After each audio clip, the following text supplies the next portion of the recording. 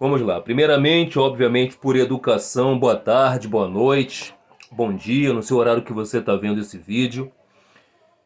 Quero estar parabenizando aí o Palmeiras, obviamente, os palmeirenses, né, pela conquista, que foi uma Copa limpa. Ganharam limpo dentro de campo, mostrando realmente que queriam ser campeões, com seu técnico limitado, porém inteligente.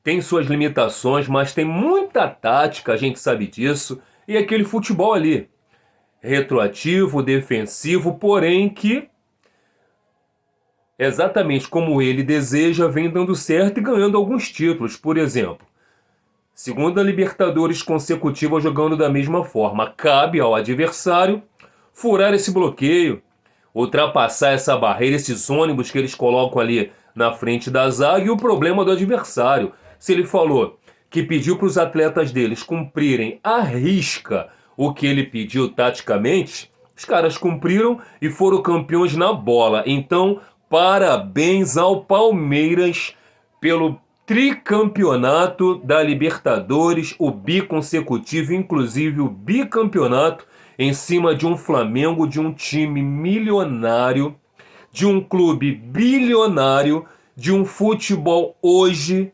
de nenhum centavo.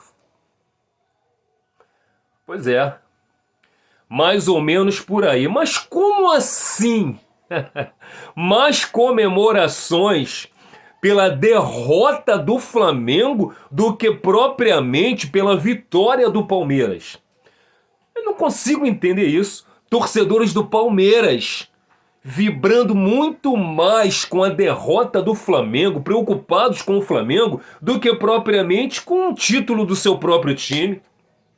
Não consigo entender. Estão usando o tempo inteiro o Flamengo, torcedores do Flamengo, ao invés de estarem felizes com a sua conquista, e uma conquista gigantesca. Não consigo entender. Torcedores de times rivais. Os rapaziadas, que estão lutando ainda no Brasileiro para não caírem.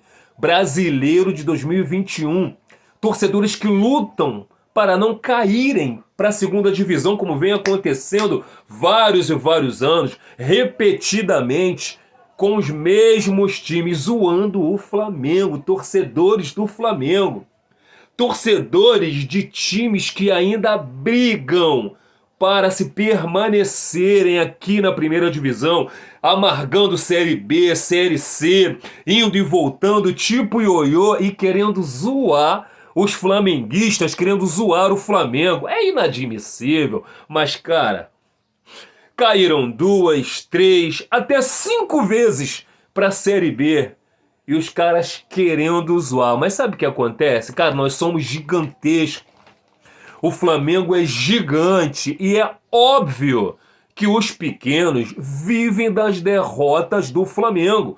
O Flamengo derrotado é alegria para os caras que não conseguem viver nada e de nada.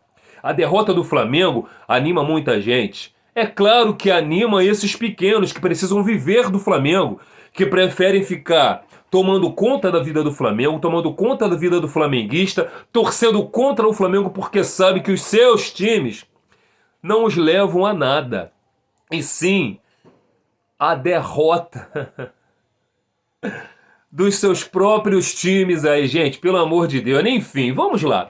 Graças a Deus o Renato Portaluppi foi mandado embora, já não é mais treinador do Flamengo. Eu nem queria que ele tivesse vindo. Todo mundo que me acompanha em todas as minhas redes sociais sabe disso. E que eu respondia quando me perguntava, mas qual treinador? Eu falava, Dorival.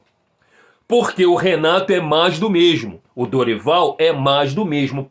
Mas o Dorival ainda tem muito mais tática do que o Renato Gaúcho. Renato Gaúcho pegou times montadinhos quando foi campeão, pô. Roger Machado e companhia. Falava pra caramba quando tava no Grêmio lá, que se chegasse no Flamengo com um time desse ganharia tudo. E cadê? Perdeu tudo. Vexatória a passagem do Renato enquanto treinador do Flamengo. Na minha opinião, pior treinador da história do Clube de Regatas do Flamengo. E eu tô vendo torcedores que o defendiam, hoje não podendo o defender, mas usando o Andreas Pereira para poder falar mal do Renato. Pô, gente, pelo amor de Deus.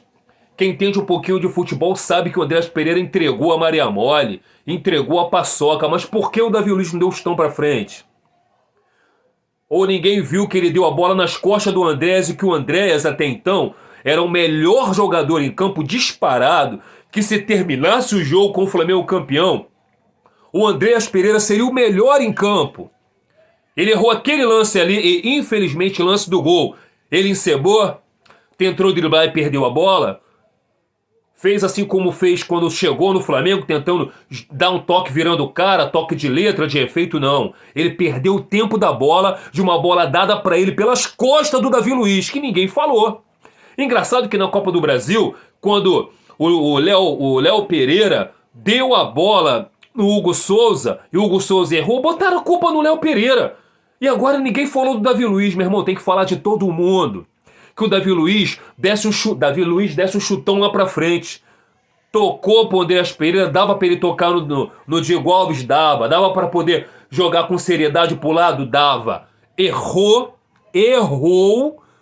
no domínio da bola, ele perdeu tempo de bola e acabou sendo infeliz naquele lance ali, lance que gerou o segundo gol na prorrogação e que nos deu a derrota. Mas eu tô vendo um monte de gente, fora Andrés, que o Andrés é isso, o Andrés é aquilo, que não sei o que você é, meu irmão. O Renato é tudo isso. O treinador dessa rapaziada que estão hoje esculachando o Andrés é tudo isso. Cara, não tem tática nenhuma, é zero de tática. Ele é horrível, o Flamengo perdeu tudo por conta dele. Mas não só por culpa só dele. Diretoria tem culpa, departamentos têm culpa, de fisiologia, departamento médico. A nossa preparação física não está boa, todo mundo viu isso. Não dá pra culpar só o Renato, mas o Renato é 80% culpado de tudo isso daí. Até o Domi foi melhor do que ele, pô. Que dirá o Rogério Ceni? A tragédia estava completamente anunciada. Trazer o Renato Gaúcho foi a pior besteira da face da terra que a diretoria pôde ter feito. Na minha opinião, ele é muito, mas muito pior do que o Rogério Ceni. O Rogério Ceni pelo menos tinha tática. E o time do Rogério Ceni não jogava tão mal como o time do Renato joga. O time do Renato, quando ele só conversava, jogava muito bem, por causa da memória tática de JJ, que ainda estava no coração e na mente da rapaziada, e que o Rogério Ceni ainda se aproveitou um pouquinho disso daí. Depois que teve a parada e o Renato treinou, cagou o time inteiro. Um time sem tática, sem esquema, sem jogadas ensaiadas, pessimamente treinado, e que ele entregou o jogo pro Grêmio. Entregou. E ficou muito chateado que o Grêmio não ganhou aquela partida ali. Empatou. Não comemorar com os gols do Vitinho, ele tá de brincadeira. Tirar o Vitinho, que era o melhor jogador da partida, e botar o Pires da Mota. E teve muitos dizendo, não, porque ele quer usar o Pires da Mota na final. Cadê? Vitinho tem uns números maravilhosos. Por que ele tirou o Bruno Henrique e botou o Kennedy e não botou o Vitinho? Por quê? Tá tudo errado. Ainda bem que ele já foi mandado embora e que essa formulação em geral no Flamengo comece a partir de agora, como já começou. Renato Porta-Marra, o pior treinador da história do Clube de Regatas do Flamengo. Disparado.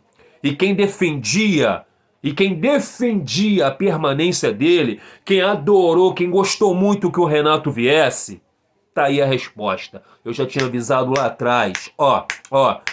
Espero que isso tenha servido da pior forma de lição e de aprendizado para quem ficará. Muitas cabeças rolarão. Mas que haja uma mudança drástica, mas drástica no Flamengo. Porque nosso Flamengo é gigante. Nosso time é grande, time grande não cai, time grande precisa de treinador grande, departamentos de futebol grande, jogadores grandes, precisamos de campeonatos grandes, e o Renato Porta-Marra priorizou as Copas e não ganhou absolutamente nada.